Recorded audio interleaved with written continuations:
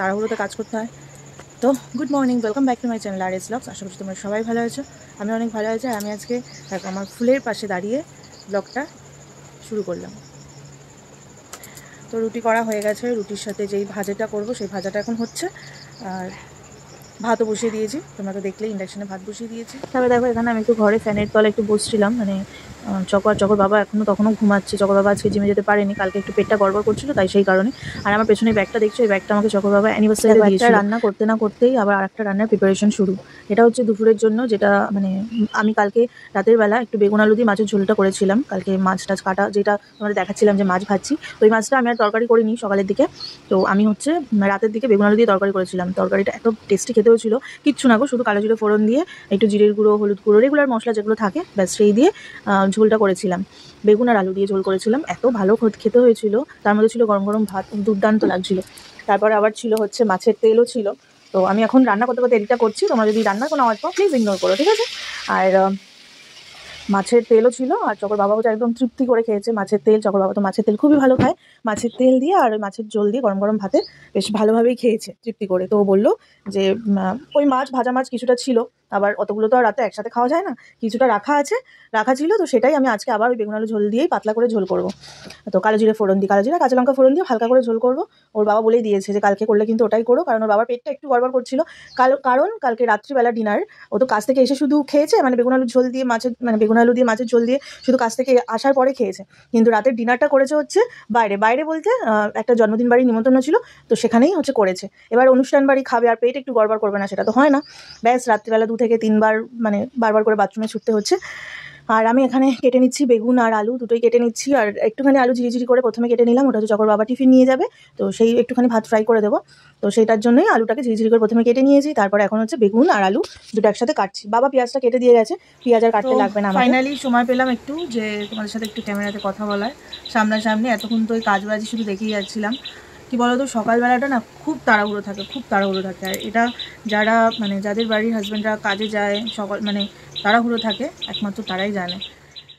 ওদিকে বাবাকে টিফিন করে দেওয়া হয়ে গেছে। বাবাকে টিফিন করে দেওয়ার পর কিছুটা রুটি বেজেছে, সেই রুটিটা দেখি খেয়ে নেবো। অনেক কটাই বেজেছে, কিছু এখন খাবো, কিছুটা দুপুরবেলা খাবো।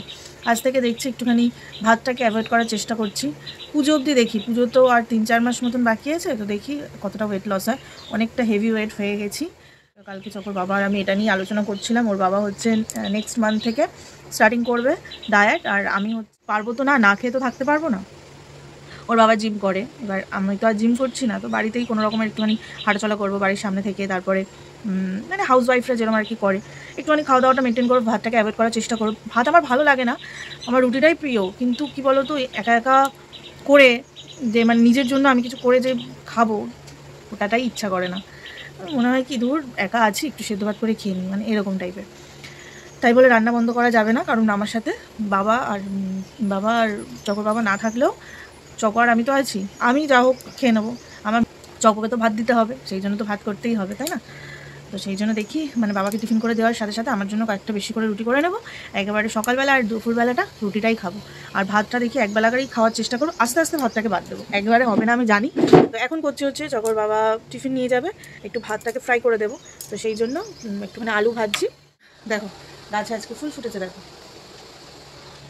এইটা তোমাদের প্রত্যেক দিনই দেখাই, কিছু করার নেই। আমার ব্লগে এই গাছে কটা ফুল ফুটেছে এটা শুনতে পাবেই। দেখো আমার ভাত হয়ে গেছে এখানে।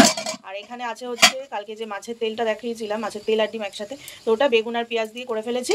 তো কালকে রাতে করেছিলাম, এখনও এতটা আছে। চকর বাবা খেয়ে নেবে বলেছে, ভাতের হাঁড়ির উপর রেখেছি, একটু গরম হয়ে যাবে। আর এখানে রাখা আছে হচ্ছে বেগুন কেটে রাখা আছে, এখানে আলু কেটে রাখা আছে, আর এখানে হচ্ছে পেঁয়াজ কেটে রাখা আছে। এখানটায় রুটি করেছিলাম তো আটা মাটা পড়ে, এইগুলো কেটে রাখা আছে। এগুলো করব হচ্ছে এই যে এখানে কয়েকটা মাছ ভাজা রাখা আছে, এই মাছ ভাজাগুলো বেগুন আলু দিয়ে ঝোল করে। তো আয়রন গরম হতে বসিয়ে দিয়েছি। আর এখানে শার্ট প্যান্ট এগুলো সব আয়রন করতে হবে। স্নান সেরে নিয়েছি, স্নান সেরে এই যে ফুলও তুলে নিয়েছি। আজকে দেখো কতগুলো ফুল হয়েছে, এত ভালো লাগে না, মানে আমি কি বলবো তোমাদেরকে, আমি ভাষায় প্রকাশ করতে পারবো না। যে মানে গাছে যদি বেশি ফুল ফোটে না, হাজার মন খারাপ থাকুক, আমার যেন গাছে যদি বেশি ফুল ফোটে মানে মন আলাদা ভালো হয়ে যায়, আলাদা রকমেরই ভালো হয়ে যায়। তো চলো আমি এখন পুজোটা দিয়ে নিই, পরে কথা হচ্ছে।